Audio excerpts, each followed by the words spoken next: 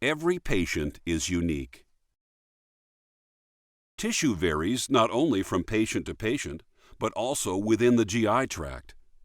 Controlled tissue compression and adjustable height staples allow the surgeon to deliver the appropriate compression for each patient based on their experience and expertise.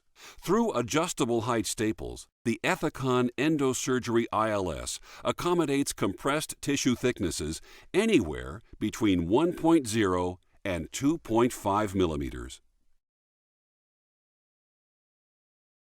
Adjustable height staples with a 5.5 millimeter open leg length are formed to the appropriate closed height based on the amount of compression applied to the tissue. This places the control in the surgeon's hands, allowing a tailored solution in one device for each unique patient.